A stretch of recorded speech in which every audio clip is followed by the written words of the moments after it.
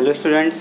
तो बेटा जो चैप्टर 1 चल रहा है रिप्रोडक्शन इन ऑर्गेनिजम्स, जीवों में जनन, जो आपको पढ़ाया जा रहा है, उस चैप्टर में हम आपको टॉपिक डिस्कस कर रहे हैं। कौन सा? Asexual reproduction.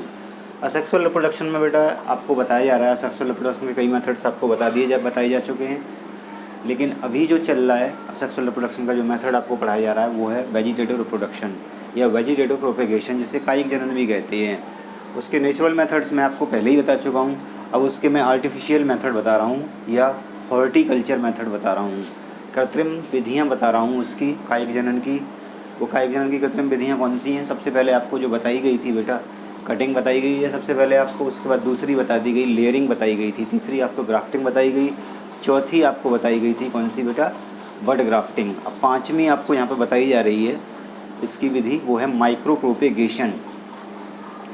माइक्रो प्रोपेगेशन जिसे हिंदी में कहते हैं सूक्ष्म प्रवर्धन। Micro propagation it is also known as, आगे आप इसको बेटा, आगे चैप्टर आएगा, जो अगला चैप्टर आएगा वो माइक्रोबायोलॉजी की यूनिट में 12th में strategy for enhancement in food production, खाद्य उत्पादन में वृद्धि की कार्यनीति का जो चैप्टर आएगा इसी NCERT में 12th क्लास के सिलेबस में ही, उसमें भी आपको इसको बारे में डिटेल में पढ़ाया जाएगा, टिश्यू कल्चर के बारे में। लेकिन यहाँ पे जो दिया गया है वो आपको बताते हैं। तो सबसे पहले बेटा plant tissue culture, micro propagation का दूसरा नाम प्लांट टिश्यू कल्चर भी है, पादप ऊतक संवर्धन भी कहते हैं। इसकी शुरुआत सबसे पहले, माइक्रो प्रोपेगेशन की शुरुआत सबसे पहले किसने की? माइक्रो प्रोपेगेशन या प्लांट टिश्यू कल्चर की शुरुआत सबसे पहले एक साइंटिस्ट थे, गॉटलीब हेवरलैंथ। गॉटलीब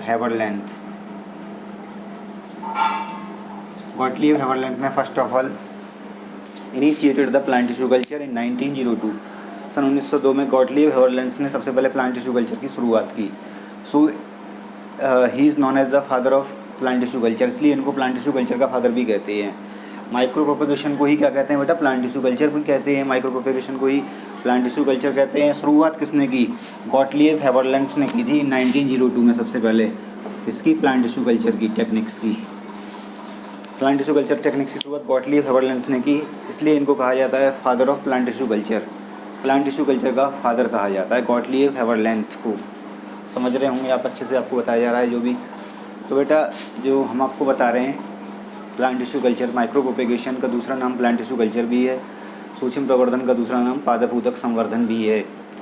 तो बेटा जो पादप ऊतक संवर्धन या यहाँ पर जो माइक्रो प्रोपेगेशन डिस्कस किया गया है वो एक कायिक जनन की कृत्रिम विधि है। इसमें हम क्या करते हैं? इसमें हम बेटा सबसे पहले एक किसी भी पौधे के अंदर, सबसे पहले किसी भी पौधे के अंदर कोशिका, किसी भी पौधे की कोशिका, उसके ऊतक या अंग को लेते हैं। जो किसी भी पौधे की कोशिका, ऊतक या अंग को लिया जाता है उसे कहते हैं एक्सप्लांट। क्या कहते हैं? एक्सप्लांट कहते हैं हिंदी में उसे, एक्सप्लांट। कर्तोतक कहते हैं हिंदी में, कर्तोतक। तो इस एक्सप्लांट को किसी भी दूसरे पौधे से लिया जाता है। वो एक्सप्लांट्स क्या हो सकता है? किसी पौधे की कोशिका हो सकती है, ऊतक हो सकते हैं, अंग हो सकते हैं, उनको लेते हैं सबसे पहले, चुनते हैं, उन्हें एक्सप्लांट कहते हैं। वो एक्सप्लांट सबसे पहले कहाँ रखे जाते हैं बेटा? वो एक्सप्लांट एक न्यूट्रेंट मीडियम में रखे जाते हैं जो सॉलिडिफाई होता है अगार के साथ। अगार के साथ ठोस अवस्था में बदल चुका मीडियम होता है, इसमें पादप हार्मोन भी होते हैं इस मीडियम में। न्यूट्रेंट मीडियम सॉलिडिफाइज विद अगार, अगार के द्वारा सॉलिडिफाई किया हुआ मीडियम होता है, अगार के साथ सॉलिडिफाई किया हुआ, ठोस बनाया हुआ मीडियम, सॉलिडिफाई अगार के साथ किया हुआ माध्यम होता है, उसमें इसको रखते हैं एक्सप्लांट को। ये रख दिया गया यहाँ पे एक्सप्लांट, ये यहाँ पर रख दिया गया एक्सप्लांट, बाहर से लाया गया। उसके बाद क्या होता है बेटा? इस मीडियम में पोषक पदार्थ और भी होते हैं, जैसे पादप हार्मोन भी होते हैं इस मीडियम में। उसके बाद धीरे धीरे क्या होता है बेटा? कुछ देर बाद यहाँ पे अनऑर्गेनाइज्ड मास ऑफ सेल्स, कोशिकाओं का अनऑर्गेनाइज्ड असंगठित मास बनता है, जिसे कहते हैं कैलस। क्या कहते हैं? इसे कैलस कहते हैं। अनऑर्गेनाइज्ड मास में फिर क्या होता है बेटा? इस अनऑर्गेनाइज्ड मास से फिर एम्ब्रियो निकलते हैं, इस टाइप से एम्ब्रियो निकलते हैं। उन एम्ब्रियो से फिर क्या होता है? प्लांटलेट्स बनती हैं आगे जाके, यहाँ पे प्लांटलेट्स बनती हैं। इन प्लांटलेट्स को यहाँ से लेके फिर क्या करते हैं बेटा? नर्सरी में लगा दिया जाता है। इन प्लांटलेट्स को यहाँ पर नर्सरी में उगाते हैं, फिर नर्सरी से लेके फिर उनको कहाँ रख दिया जाता है? खेतों में लगा दिया जाता है इस तरह से। तो जो खेतों में लगाने की प्रक्रिया होती है नर्सरी से इन प्लांटलेट को खेतों में जब लगाते हैं तब उसे कहते हैं हार्डनिंग। क्या कहते हैं? हार्डनिंग कहते हैं। नर्सरी से प्लांटलेट को ले जाके जब बड़े हो जाते हैं प्लांटलेट्स, तब उनको कहाँ लगा देते हैं? हम खेतों में लगा देते हैं। तब वो क्या कहलाते हैं? इस प्रक्रिया को हार्डनिंग कहते हैं। क्या कहते हैं? इस प्रक्रिया को हार्डनिंग कहते हैं। ये आपको समझ में आया होगा कि आपको बताया गया है। माइक्रो प्रोपेगेशन है क्या, ये आपको हमने बताया सबसे पहले। आपको समझ में आया होगा जनरली बातें क्या बताई गई माइक्रो प्रोपेगेशन के बारे में। एक एक बात आप समझ रहे होंगे कि जो भी पॉइंट आपको बताए हैं बहुत अच्छे से आपको क्लियर हो गए होंगे बेटा। एक एक बात आपको अच्छे से बताई गई है। सूक्ष्म प्रवर्धन क्या होती है? This method includes propagation of this method include vegetative propagation of cells, tissues and organs of plants. समझ लें, इस विधि में क्या करते हैं? इस विधि में सम्मिलित करते हैं पौधे के ऊतक, कोशिकाओं और अंगों को कायिक जनन के लिए सम्मिलित किया जाता है इस विधि में, माइक्रो प्रोपेगेशन में। जनरल पॉइंट सुन लें, माइक्रो समझा दिया मैंने आपको, लेकिन जनरल कुछ पॉइंट मैं आपको बता देता हूँ इस विधि से ही जुड़े हुए जो आपको याद रखने हैं। इस तरह से आपको समझ में आई होगी, इसलिए इसे कहा जाता है ऊतक संवर्धन कहा जाता है। समझ गए होंगे क्या होता है। इस विधि में क्या क्या सम्मिलित किया गया है बेटा? इस विधि में सम्मिलित किया गया है कोशिकाओं, अंगों और ऊतकों का संवर्धन पौधे के जनन के लिए किया जाता है। इसे पादप ऊतक संवर्धन भी कहते हैं। ये आपको क्लियर हो गया होगा बेटा क्या बताया गया है। इस तरह से आपको समझ में आ गया होगा। शुरुआत में कोशिकाओं अथवा ऊतकों का संवर्धन क्या करता है? अविभेदित कोशिकाओं का मांस बनाता है। शुरुआत में क्या करता है? अविभेदित कोशिकाओं का मांस बनता है, इसे कैलस कहते हैं। कैलस, ये सब बातें आपको बता दी। उसके बाद एम्ब्रॉयड बनता है, उसके बाद प्लांटलेट्स बनती हैं। प्लांटलेट्स को आगे फिर क्या करते हैं बेटा? आगे ट्रांसफ़र कर देते हैं। इस तरह से बेटा बाद में क्या होता है? जब ये कैलस बन जाता है बाद में एक बड़ी संख्या में कलिकाओं में विभाजित हो जाता है ये कैलस। इससे क्या बन जाती हैं? कलिकाएँ बन जाती हैं। बाद में बहुत सारी ना प्लांटलेट्स कह रहे हैं, ये कलिकाएँ बन जाती हैं। इससे पहले ये एम्ब्रियो बनेगा, तो एम्ब्रॉयड बनेगा, उसके बाद ये प्लांटलेट्स बन जाती हैं, कलिकाएँ बन जाती हैं। बाद में ये पादप कलिकाएँ अलग बर्तन या नर्सरी में वृद्धि करने के लिए स्थानांतरित की जाती हैं। समझ रहे हैं कहाँ स्थानांतरित की जाती हैं बेटा? बर्तन में, एक अलग गमले टाइप की संरचना में, या फिर नर्सरी में वृद्धि करने के लिए रखी जाती हैं ये कलिकाएँ। फिर वहाँ से इनको नर्सरी से या गमलों से लेके फिर इनको खेतों में लगा दिया जाता है या बगीचों में लगा दिया जाता है। इस प्रक्रिया को कहते हैं हार्डनिंग। तो ये आपको समझ में आया होगा कि आपको बताया गया है बेटा। एक एक बात क्लियर हो गई होगी, अच्छे से समझ गए होंगे आपको जो बताया गया है पॉइंट। तो ये माइक्रो प्रोपेगेशन या टिश्यू कल्चर इस तरह आपको बताया गया बेटा। एक बात याद रखेंगे, इस विधि में क्या होता है? प्लांट बीमारियों से रहित होता है, डिजीज़ फ्री प्लांट तैयार होते हैं। और इस विधि में डिजीज़ फ्री प्लांट तैयार होते हैं जिनमें कोई भी रोग नहीं होता है। इस विधि में, इस विधि के द्वारा बेटा जो प्लांट्स तैयार किए जाते हैं, इस विधि के द्वारा प्लांट्स में ग्रोथ बहुत जल्दी होती है, वृद्धि बहुत जल्दी होती है। इस विधि के द्वारा पौधे तैयार किए जाते हैं, वो व्यापारिक स्तर पर पौधों को तैयार किया जाता है। जैसे ऑर्किड्स का पौधा, ऑर्किड्स सजावट के दूसरे पौधे व्यापारिक स्तर पर बड़े पैमाने पर इस विधि के द्वारा तैयार किए जाते हैं। इस तरह आपको समझ में आ रहा होगा ये विधि क्या बता रही है बेटा। एक एक बात हमने इस विधि के बारे में आपको बता दी है। आपके बारे इस विधि के बारे में पॉइंट आपको समझ में आ गए होंगे जो आपको डिस्कस किए गए हैं बेटा। इस विधि के द्वारा जो समयुग्मनजी डिप्लॉइड प्लांट्स व्यापारिक स्तर पर, समयुग्मनजी होमोजाइगस और डिप्लॉइड प्लांट व्यापारिक स्तर पर उगाए जा सकते हैं। अभी नाम बताइए आपको, ऑर्किड्स है और दूसरे सजावटी पौधे हैं जैसे कार्नेशन उगाया जा सकता है, ग्लेडियोलस और क्राइजेंथेमम आदि पौधे व्यापारिक स्तर पर इस विधि के द्वारा उगाए जा सकते हैं। इस तरह से आपको समझ में आया होगा कि आपको बताया गया है सूक्ष्म प्रवर्धन के बारे में। क्लियर हो गए होंगे पॉइंट बेटा जो आपको बताए गए हैं। डायग्राम आपको समझ में आ गया होगा कि आपको बताया गया है। अब बेटा आगे ध्यान रखेंगे advantages of vegetative production. Vegetative production के या वेजिटेटिव कायिक जनन के क्या फ़ायदे हैं, कायिक जनन के क्या लाभ हैं। हमने माइक्रो प्रोपेगेशन विधि तो आपको बता दी क्या होती है। अब बेटा इस विधि के क्या फ़ायदे हैं, इस विधि के क्या फ़ायदे हैं ध्यान से सुन लें। इस विधि का सबसे बड़ा फ़ायदा ये होता है, इस विधि के द्वारा सीडलेस प्लांट जो होते हैं उनको ग्रो कराया जाता है। ऐसे पौधे जिनमें बीज नहीं होते उनको इसी विधि के द्वारा वृद्धि कराई जा सकती है। वो इसी विधि द्वारा पौधे तैयार किए जाते हैं या इसी विधि द्वारा उनमें उत्पादन किया जाता है। समझ में आ रहा होगा कौन सी विधि के द्वारा? माइक्रो प्रोपेगेशन के द्वारा। वो कौन कौन से पौधे होते हैं जिनके बीज नहीं होते, जैसे गन्ना, केला, ऐसे पौधे होते हैं जिनमें बीज नहीं होते, वो इस विधि के द्वारा तैयार किए जा सकते हैं। बीज रहित अंगूर भी इस विधि के द्वारा तैयार किए जा सकते हैं। बीज रहित संतरे भी इस विधि के द्वारा तैयार किए जा सकते हैं। तो ऐसे पौधे जिनमें बीज नहीं होते वो इस विधि के द्वारा तैयार हो सकते हैं। इस तरह से आपको समझ में आया होगा, ये आपको बताया गया है। और बात ध्यान रखेंगे, कायिक जनन का सबसे महत्वपूर्ण लाभ ये है कि पौधे में बिना किसी परिवर्तन के कोई परिवर्तन नहीं आता, और पौधा बिना किसी परिवर्तन के अथवा विभिन्नता के अनिश्चित रूप से धारण किया जा सकता है पौधा एवं गुणन कर सकता है इस विधि के द्वारा। पौधे में बिना किसी परिवर्तन के, क्योंकि वेरिएशन तो होते नहीं है बेटा, क्योंकि सारी प्लांट में इस विधि के द्वारा जो पौधे तैयार होते हैं उनमें विभिन्नताएं नहीं होती हैं। तो इस कारण से पौधे में गुणन और पौधे आसानी से अनिश्चित रूप से धारण किए जा सकते हैं इस विधि के द्वारा। और यह विधि जल्दी गुणन कहलाती है, रैपिड मल्टीप्लिकेशन कहलाती है। यह विधि जल्दी गुणन करती है। पौधे जो सूक्ष्म प्रवर्धन के द्वारा पैदा किए जाते हैं वो आनुवांशिक रूप से समान होते हैं। बेटा जो पौधे माइक्रो प्रोपेगेशन के द्वारा तैयार होते हैं वो पूरी तरह से आनुवांशिक रूप से अपने जनक के समान होते हैं, मतलब they are the similar to their parents in genetically, मतलब आनुवंशिक रूप से पूरी तरह से जनक के समान ही होते हैं। इस तरह आपको समझ में आएगा। दे शो द जेनेटिक यूनिफॉर्मिटी, वो जेनेटिक यूनिफॉर्मिटी दिखाते हैं प्लांट्स, इस विधि के द्वारा जो पौधे तैयार होते हैं। इस तरह से आपको समझ में आ रहा होगा कि आपको बताया गया है कायिक जनन पादपूतक संवर्धन द्वारा बीमारियों से मुक्त पौधे प्राप्त करने के लिए उपयोग होता है। कायिक जनन बीमारियों से मुक्त पौधे प्राप्त करने के लिए उपयोग होता है ये विधि।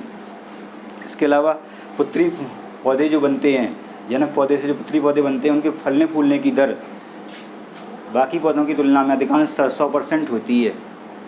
पूरी तरह से पौधे सर्वाइव कर जाते हैं इस विधि के द्वारा। जो नए पुत्री पौधे प्राप्त होते हैं जनक पौधे से, पूरी तरह से सर्वाइव कर जाते हैं, पूरी तरह से फल फूल लेते हैं।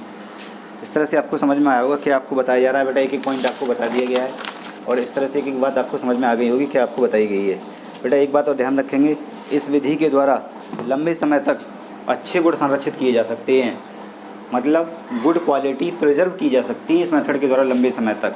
और इस विधि के द्वारा बेटा आनुवांशिक रूप से रूपांतरित पौधे, जेनेटिकली मॉडिफाइड प्लांट्स, ऊतक संवर्धन द्वारा प्राप्त किए जा सकते हैं। जेनेटिकली मॉडिफाइड प्लांट्स जिन्हें ट्रांसजेनिक प्लांट भी कहते हैं, मतलब ऐसे प्लांट जिनके जीन आपस में चेंज कर दिए गए हों, जीनों में अदला बदली कर दी गई हो, पौधे के जीन्स दूसरे पौधे के जीन डाल दिए गए हों किसी पौधे में और उससे एक नया पौधा बनाया जाता है। पौधे के किसी भी भाग में जो ऊतक हो या कोशिका हो या अंग हो, उसमें किसी दूसरे पौधे के जीन डाल देते हैं, यानी डिजायरेबल मनमाफिक या वांछित लक्षण के पौधे तैयार किए जा सकते हैं। और जो पौधे अलग अलग प्रकार के जीन से मिलकर तैयार होते हैं, अलग अलग प्रकार के पौधों के जीन से मिलकर तैयार होते हैं, वो कहलाते हैं बेटा ट्रांसजेनिक प्लांट कहलाते हैं। और ऐसे पौधे आनुवंशिक रूप से मॉडिफाइड प्लांट भी कहलाते हैं।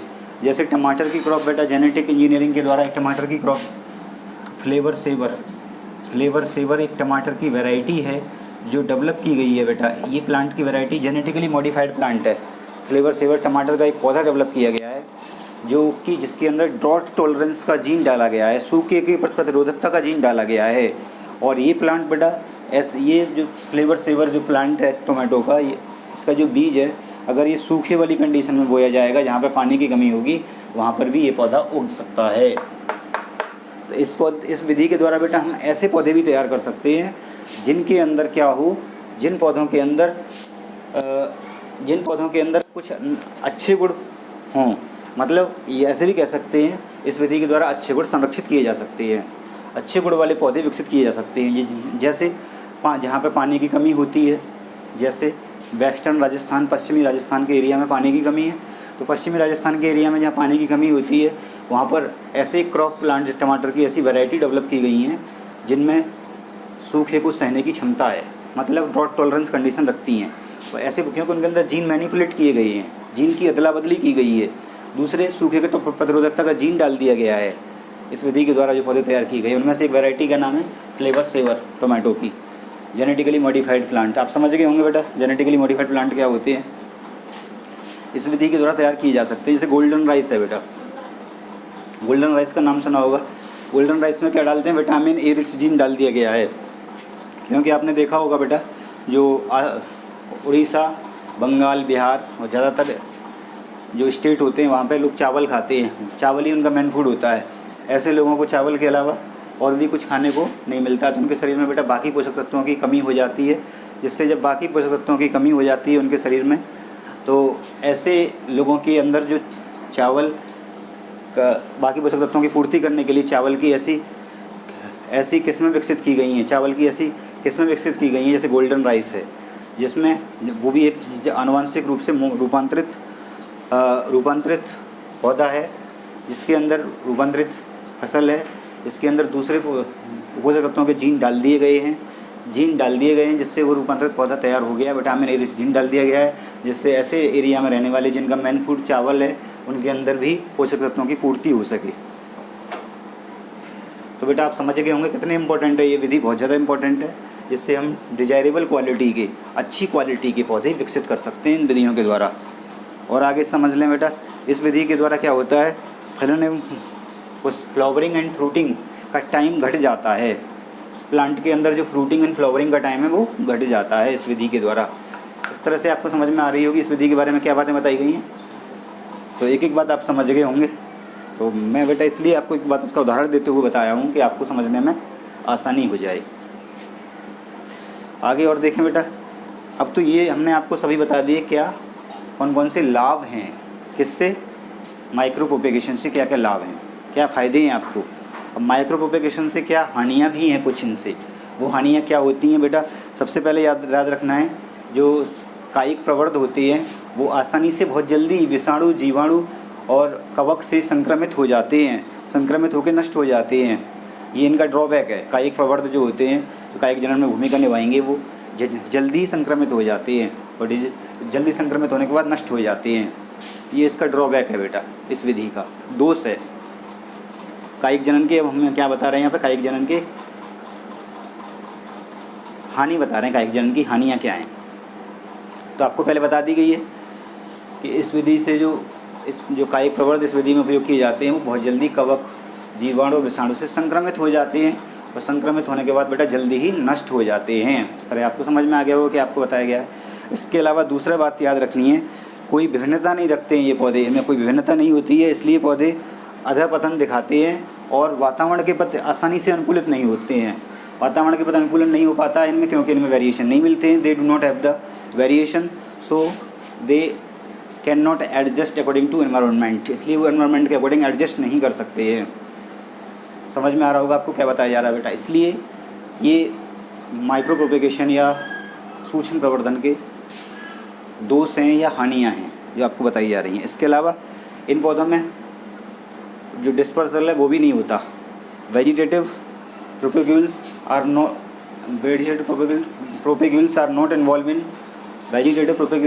इन्वॉल्व इन डिस्पर्सल में इन्वॉल्व नहीं होते हैं। सो दे क्या करते हैं, कॉजेज ओवर क्राउडिंग पैदा करते हैं, क्योंकि इनमें डिस्पर्सल नहीं हो सकता है इसलिए ओवर क्राउडिंग पैदा करते हैं। ये भी एक ड्रॉबैक है इनका। तो इस तरह से आपको तीसरा ड्रॉबैक बता दिया गया है। चौथा एक और ड्रॉबैक है इन पौधों का, अगर एक पौधे में बीमारी है, उससे दूसरे पौधे तैयार हो रहे हैं, पुत्री पौधे, तो उन सब में भी बीमारी पैदा होगी। ये इस विधि का ड्रॉबैक है। तो इस तरह से आपको इस विधि की ड्रॉबैक क्या हैं, दोष क्या हैं, वो आपको बताए गए हैं। सबसे पहले आपको बता दिया गया बेटा, याद होगा। फर्स्टली आपको क्या बताया गया, सबसे पहले ये बताया गया है कि इस विधि के द्वारा, इस विधि में जो कायिक प्रवर्ध उपयोग किए जाते हैं वो आसानी से जीवाणु, विषाणु, कवक से संक्रमित हो जाते हैं और नष्ट हो जाते हैं, इसलिए ड्रॉबैक है। और दूसरा क्या ड्रॉबैक है इस विधि का, दूसरा ये ड्रॉबैक है इस विधि के से जो पौधे प्राप्त होते हैं, वो पौधे विभिन्नताएँ नहीं रखते हैं, इसलिए वातावरण के अनुसार अपने आप को ढाल नहीं पाते हैं। दूसरा ड्रॉबैक है। तीसरा ड्रॉबैक क्या है कि इस विधि से जो पौधे तैयार होते हैं उन पौधों में डिस्पर्सल नहीं होता है, फकीर्ण नहीं होता है, जिससे उनमें ओवर क्राउडिंग कॉज हो जाती है। उसके अलावा अगला ड्रॉबैक है इस विधि का, वो ये है कि अगर एक पौधे में बीमारी है तो उसके बाद पुत्री पौधे जो पैदा होंगे वो भी सब बीमारी रखते हैं। इस तरह से ये आपको डिसएडवांटेज बताए गए हैं किसके, these are the disadvantages of the vegetative propagation. Vegetative propagation के डिसएडवांटेज हैं। एडवांटेज आपको बता दिए हैं। सबसे पहले हमने आपको एडवांटेज में बताया था सीडलेस प्लांट तैयार किए जा सकते हैं, सीडलेस प्लांट्स के लिए एक बेस्ट विधि है ये। और दूसरा आपको बताया गया था कि अगर ये पौधे विभिन्नताएं नहीं दिखाते हैं और आनुवंशिक रूप से समान होते हैं, जेनेटिक यूनिफॉर्मिटी दिखाते हैं,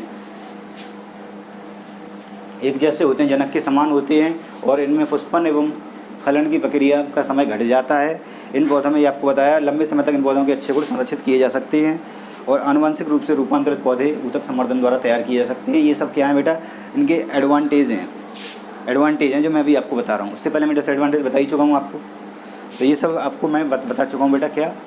और इस विधि के द्वारा जो पौधे तैयार होते हैं वो बीमारियों से रहित होते हैं। ये एडवांटेज है माइक्रो प्रोपेगेशन का, ये सूक्ष्म प्रवर्धन का। तो आपको समझ में आ रहा होगा क्या आपको क्या बताया गया, एक एक बात आपको समझ में आ गई होगी बेटा अच्छी तरह से। आगे देखेंगे, डायग्राम आपको समझा ही दिया गया है।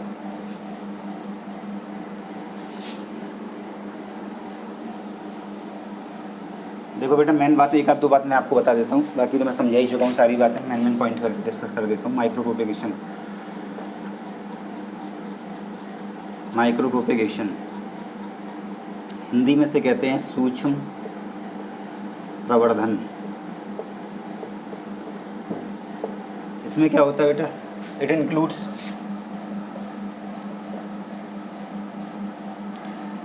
Culture of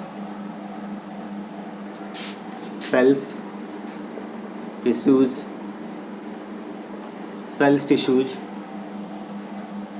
organs for propagation, plant propagation.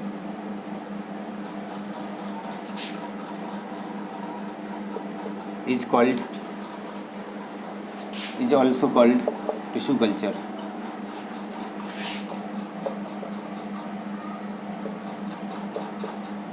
आपको समझ में आ रहा होगा क्या बताया गया बेटा। इस विधि में क्या होता है, कोशिकाओं का, ऊतकों का और अंगों का संवर्धन किया जाता है पौधों में जनन के लिए, और यह ऊतक संवर्धन भी कहलाती है। कौन सी, यही माइक्रो प्रोपेगेशन, सूक्ष्म प्रवर्धन, जो अभी आपको बताया गया है। इस तरह से आपको समझ में आ गया होगा पॉइंट क्या बताया बेटा। आगे देखते हैं पॉइंट इसके बारे में। और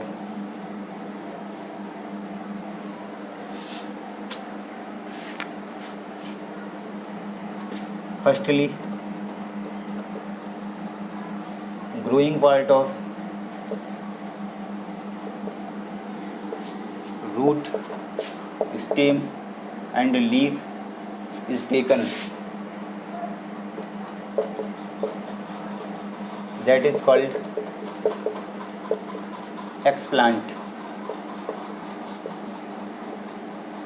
देख लें बेटा, इस सबसे पहले प्लांट का growing part, root, stem, leaves का सेल्स हो, टिश्यूज़ हो, ऑर्गन हो, लिया जाता है, उसे कहते हैं एक्सप्लांट या कर्तोतक कहा जाता है। सबसे पहले इस विधि में ये करते हैं। उसके बाद क्या करते हैं इस विधि में बेटा, आगे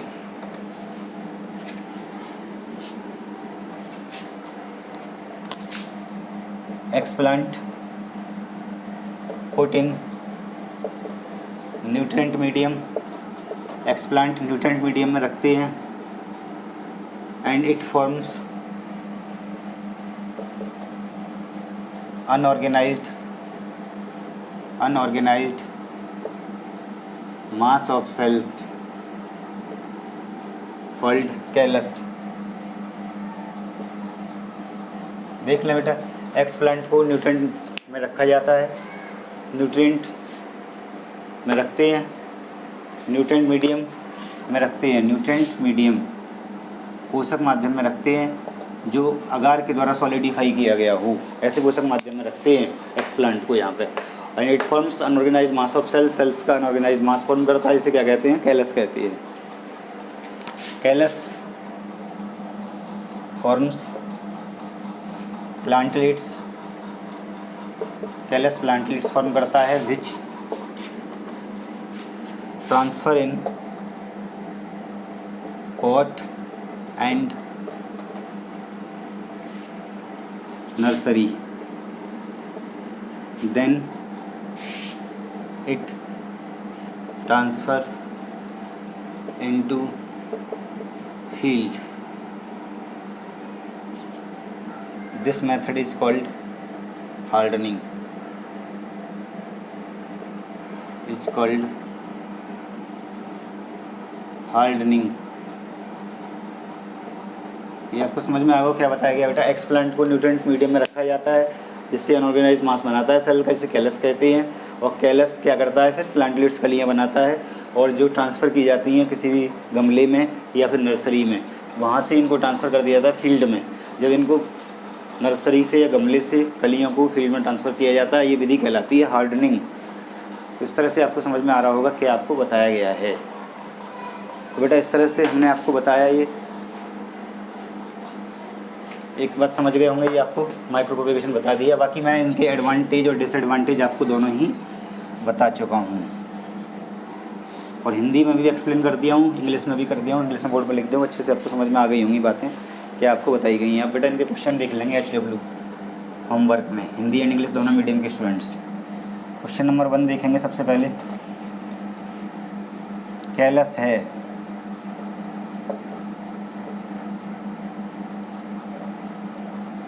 पहला संगठित मास, दूसरा असंगठित मास,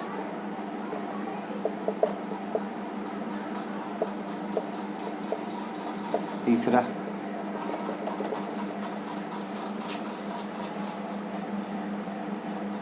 कड़ीय मास, चौथा उपर्युक्त में से कोई नहीं, उपर्युक्त में से कोई नहीं।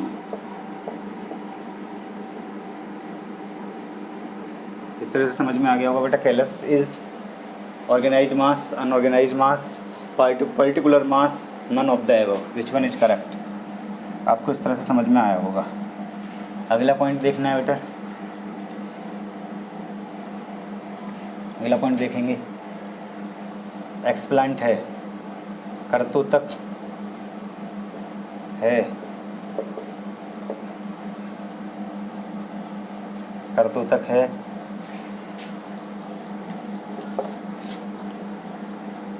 दूसरे पौधे का भाग, वृद्धि भाग, उसी पौधे का वृद्धि भाग,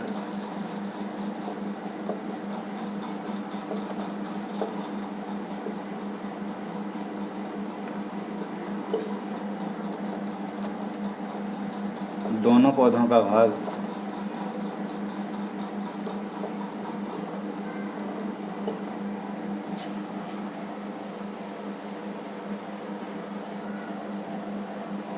उपरोक्त में से कोई नहीं।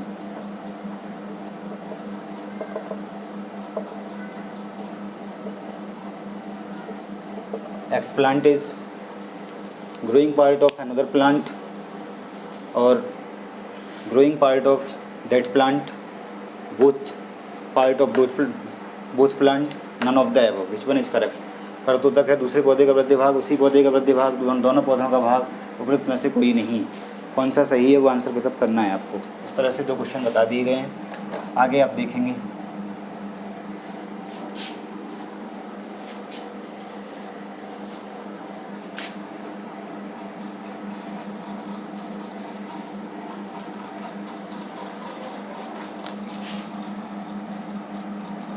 सूक्ष्म प्रवर्धन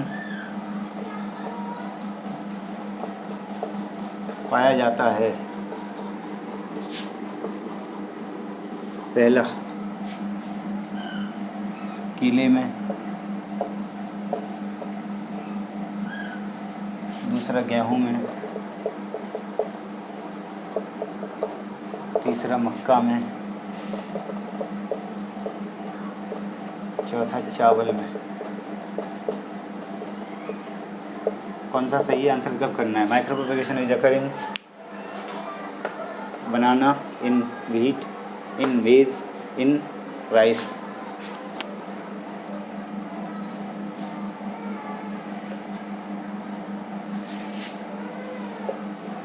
सूक्ष्म प्रवर्धन का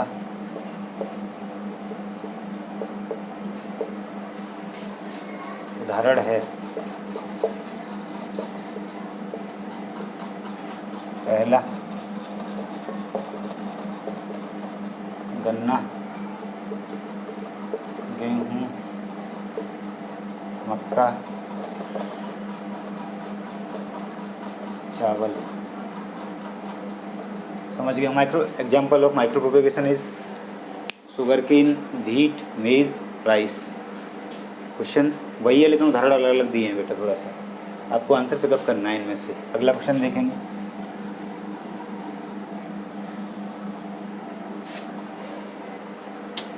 इस तरह से आपको समझ में आया होगा।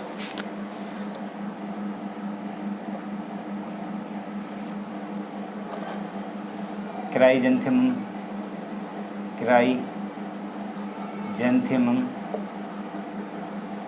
में पाया जाता है।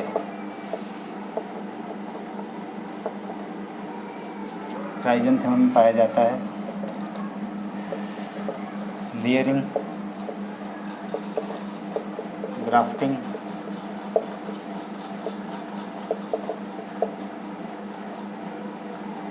ग्राफ्टिंग, तीसरा सूक्ष्म प्रवर्धन,